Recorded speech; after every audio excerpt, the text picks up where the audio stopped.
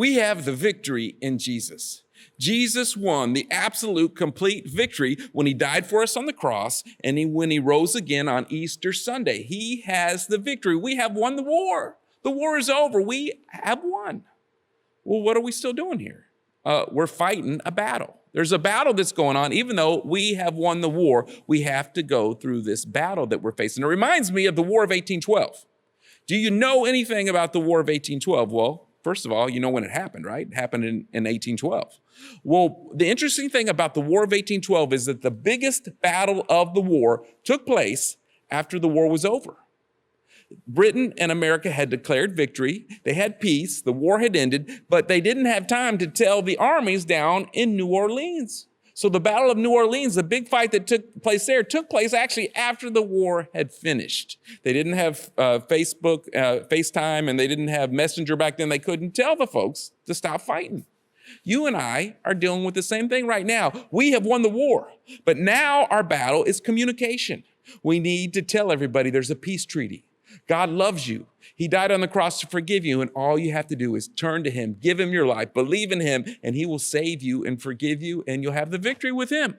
So that's our job right now. We are still going through a battle. Now, one thing I've learned about victories, looking at my own life and at other people, and even seeing examples in the Bible, after you have a great victory, it's easy to fall into depression.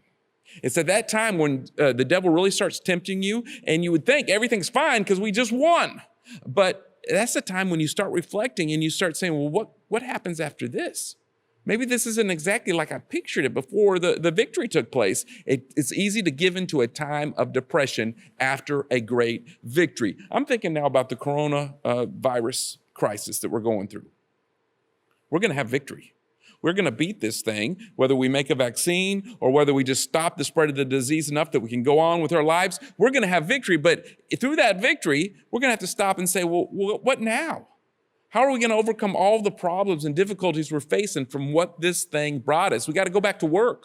Is my job still going to be there? What's going to happen to the economy? Are we going to, the real work is starting right now whenever the virus has gotten under control. When somebody goes through a big loss, what I've noticed is people will come to them, people will support them. If you've just gone through a loss, people love you and know about it, but as time goes by, people forget that you're hurting. And you go home and you shut the door, and all alone, it sets in that this is the new reality. And the people that want to give you support have forgotten that you still need them and you need that support. And so that's what I'm thinking about right now. We need to be aware and help each other. We're going to look at John chapter 21. And this is talking about what happens right after the resurrection. Jesus rose from the grave in victory, but it's different than you might think. You know, before Jesus died on the cross, he was with the disciples 24/7. He was living his life with them. He was always available. He was there with them physically. But after he rises from the grave, he rises again physically, and he's seen by many people. One time he's seen by 500 at one time. So he appears and comes and talks to the people, but he's not hanging out with them every day like he did before. He rose from the grave and he showed up. That was on a Sunday. Later that Sunday night, he shows himself to all the apostles, comes and talks to them, but he didn't show up again for, it seems like, another week. The second time he shows up is a week later. By the way, Thomas, one of the disciples, was not there that first week. So he didn't see Jesus. And when the other disciples came to him and said, hey, Jesus rose from the grave, he was like, I'm not going to believe it until I see it myself. You know, you guys say it's true, but I saw him die. I saw them put the nails in his hands and stick a spear in his side. I know he's dead. I'm not going to believe it just because you guys say it. And guess what? Jesus showed up. That was the second time he showed up, a week later, the second Sunday. And so he shows up to Thomas, and Thomas believes. Well, today we're going to look at the third time Jesus showed up. We're going to look at John chapter 21. Third time he shows up. And it's interesting. I think the reason why Jesus showed up in phases there, and it didn't just hang out with them all the time. He's sort of weaning them off what they'd been used to. Because the time was coming real soon, was he was going to go to the Father, and they were going to have to carry on and do the work, and he wasn't going to be there with them physically. He is with us spiritually. You know, Jesus said, I'll be with you to the ends of the world. And he said, I'm going to send my Holy Spirit to live in you. But Jesus is not here with us physically. We can relate to what these guys are going through. So let's start reading in chapter 21. We're going to focus in on what is going through Peter's mind, because Peter is depressed. They have a victory. Jesus died on the cross and he rose again. But we're going to see Peter has some things he's got to deal with. So chapter 21, verse 1. Later, Jesus appeared again to the disciples beside the Sea of Galilee. This is how it happened. Several of the disciples were there: Simon Peter, Thomas, whose nickname was the twin, Nathanael from Cana in Galilee, the sons of Zebedee, and 2 other disciples. Simon Peter said, "I'm going fishing." "We'll come with you," they said. So they went out in the boat, but they caught nothing all night. So Peter is feeling down. And I don't know if you remember how it all worked out. Peter had denied Jesus 3 times. Peter, before Jesus died, he said, "I'll do anything for you, Jesus. I love you. I believe in you." He had a sword and he was ready to fight off any soldiers that came to get Jesus. He thought he would never deny Jesus. But then what happens is, when the night comes and Jesus is arrested, Peter gets all confused because Jesus is not letting him fight. Peter, in fact, cuts a guy's ear off, and Jesus picks up the ear and puts it back on the guy's head. So Peter is completely confused, and he's depressed, and he denies Jesus 3 times. He cusses and says, "I don't believe that guy. I don't believe in Jesus. I don't know who Jesus is." He denies Jesus. And he had been so brave before, saying, "I'm never going to do something like that." So Peter's really down at this point. And of course, he's glad Jesus has risen from the grave, but Peter's like thinking, what's Jesus going to say to me? Is Jesus mad at me? I mean, can I serve Jesus now? Look what I did. I was so big. I thought it was so tough, and I backed down and I failed. I look like a fool. What is the future for me? So he's really kind of depressed. And like I said, Jesus is not hanging out with him every day. He saw Jesus 2 times now, and he's going back to his default. Peter's default was fishing. He had done that for so many years before Jesus had come to him. In fact, he was fishing the day that Jesus came to him, and he had his nets and everything, and Jesus came to him and said, "Lay down your nets, Peter. I want you to come and be a fisher of men. I want you to come, instead of fishing for fish, I want you to fish for people." And Peter had followed Jesus, dropped everything, and gone to follow him. So Peter was down, and I want us to take and learn some lessons from Peter. Really 2 things I want us to learn about Peter that will help us through what we're going through right now. So Peter went out fishing, and he wanted to get all alone. Maybe there's a place that you go to whenever you're hurting. What is your default? Maybe you go back to your hometown. Maybe you go talk with some people that you hadn't talked to that are going to help you. Maybe there's a certain place in the house you get. Maybe there's some game you play, something you do to just put your mind in neutral to when you don't know what to do and you need to think some. Well, Peter says, "I'm going to go out fishing. I'm going fishing." He shouts to everybody. And you know what they do? They say, "Wait, Peter, we're coming too. We're going with you." And it lists the people that were going there. With Peter was a total of 7 people that went out and got in the boat. And that's my first point for you. There's a time when you don't need to be alone. There's a time when you need some people to say, "Hey, I'm going to be with you." It lists who went with him. It was James and John, the sons of Zebedee. Thomas was there, and Nathanael. Nathanael's a really cool guy. I'm glad he went, and 2 other guys. It doesn't say their names, but they went and said, "We're going fishing too. Now's not a good time for you to be alone, Peter. We know you're down. We know that you denied Jesus. We know you're confused, and nobody needs to be alone. We're going with you fishing." And they went fishing all night. There is a time when you don't need to be alone. There's a time you need to lean on your friends. Now, what kind of friends are you going to lean on? I mean, if you go and you hang out with people that are part of your life before you knew Jesus, people out in the world, they're going to drag you away from Jesus.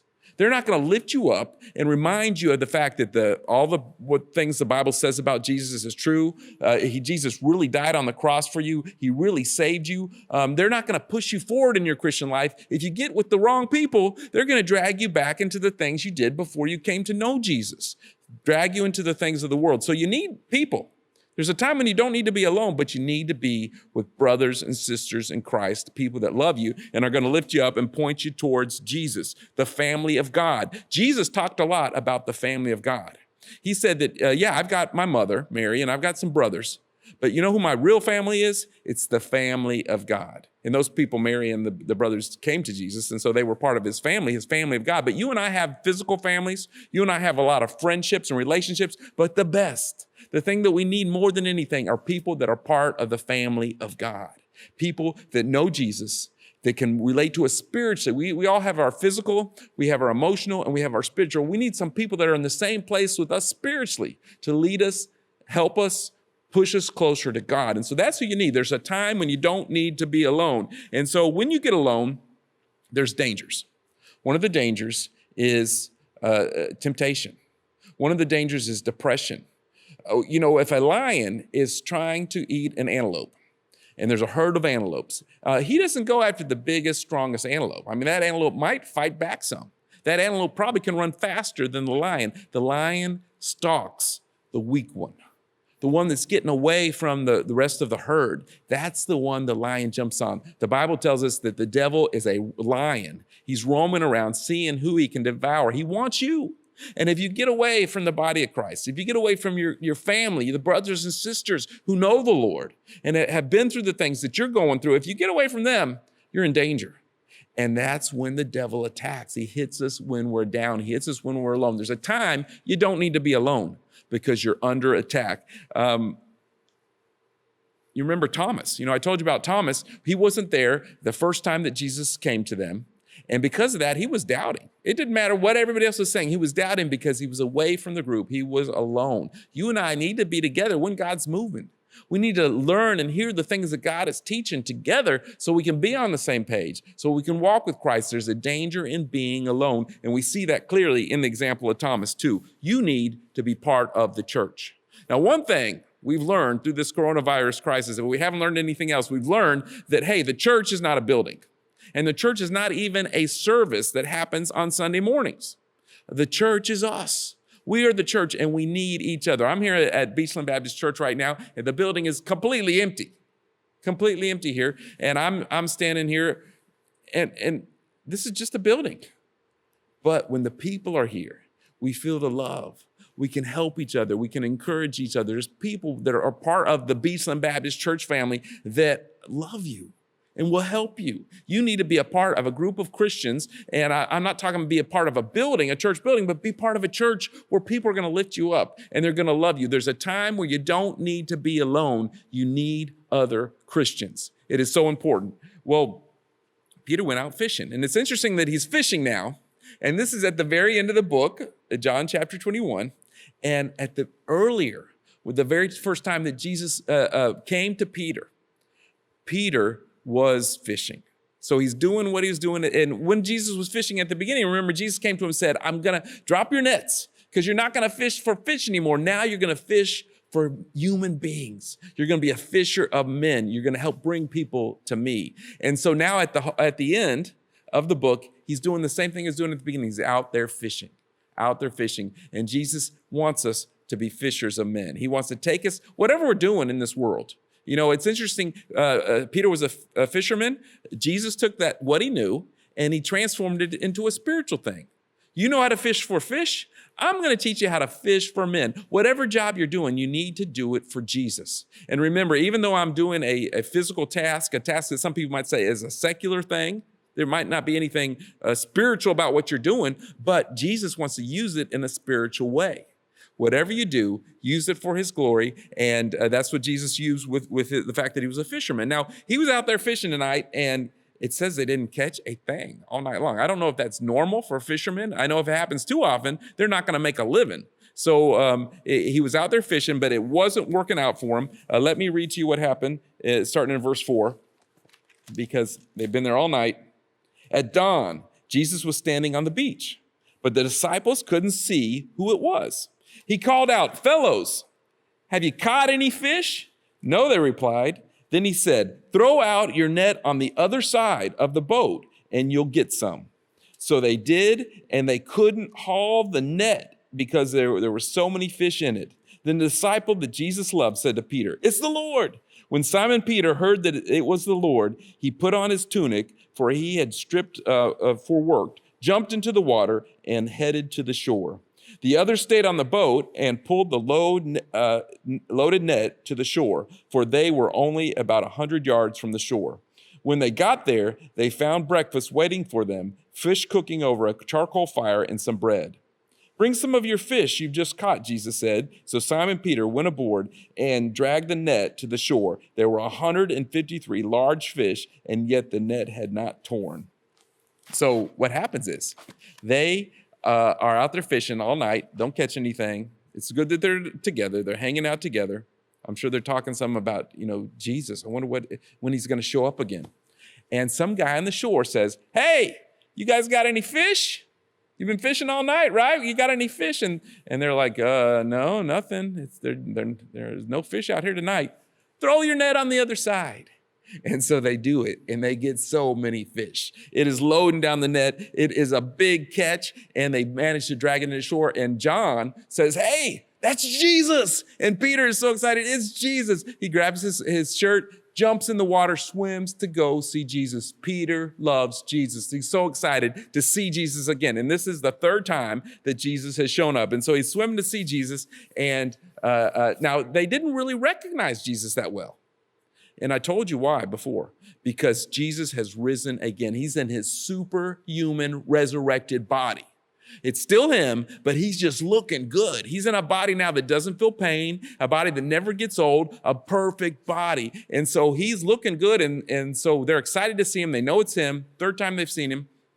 And they come there to shore, and he's eating breakfast. He's cooking some fish. He said, hey, bring some of the fish you got. Let's cook and eat breakfast together. They are so excited. And so Jesus used fishing as an analogy for the way we need to be fishers of men. And there's some things I think we can learn from this little situation about how they were fishing and what Jesus told them to do.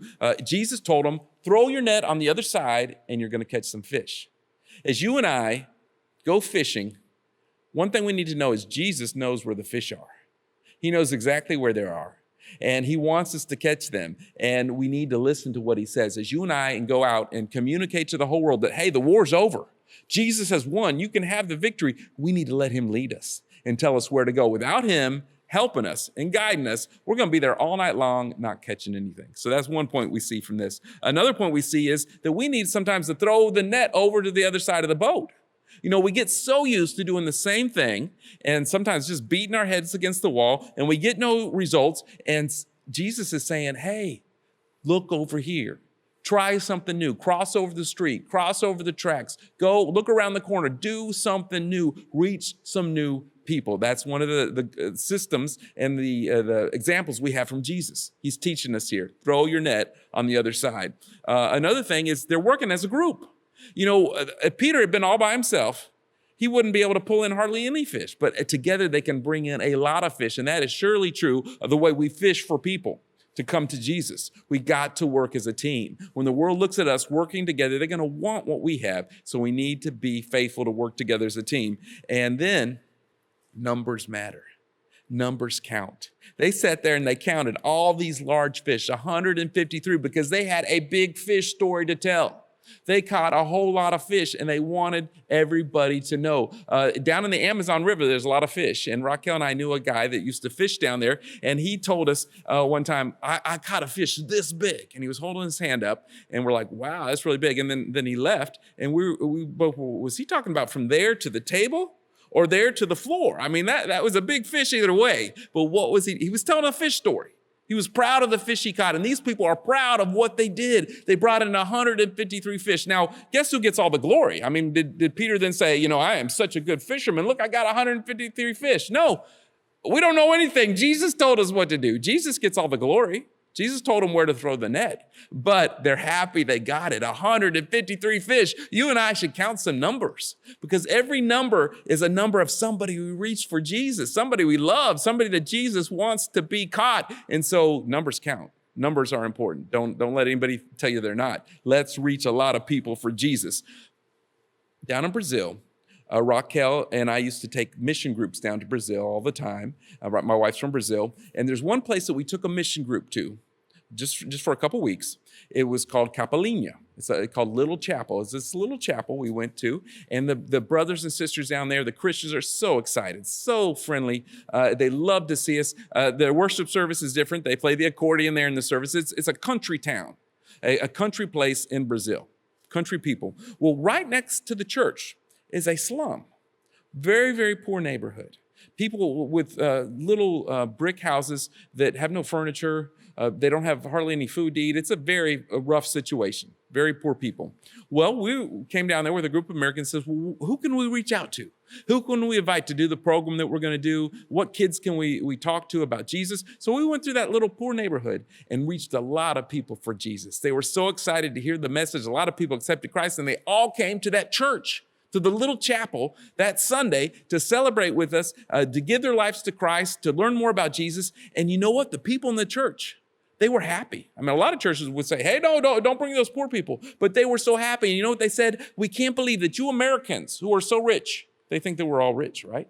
So you're so rich, and you came down here and you went out to the poorest people, and we've been driving by that neighborhood for so many years, and we don't even see them there. I mean, they could walk to church easily, but we just been driving by. We didn't notice them because we see them all the time. We just didn't realize.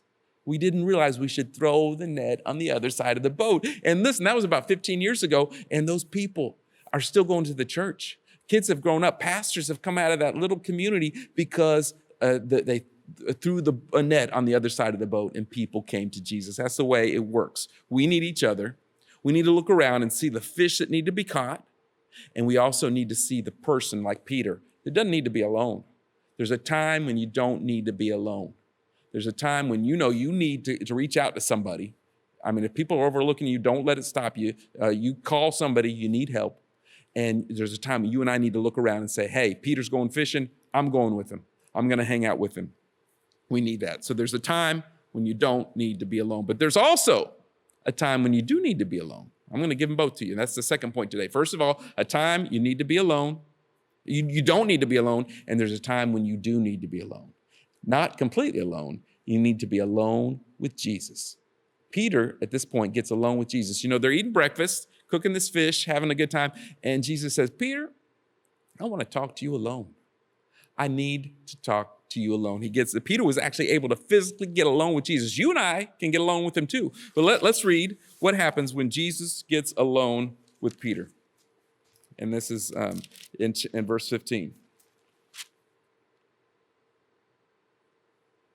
After breakfast, Jesus asked Simon Peter, Simon, son of John, do you love me more than these? Yes, Lord, Peter replied. You know I love you. Then feed my lambs, Jesus told him. Jesus repeated the question, Simon, son of John, do you love me? Yes, Lord, Peter said. You know I love you. Then take care of my sheep, Jesus said.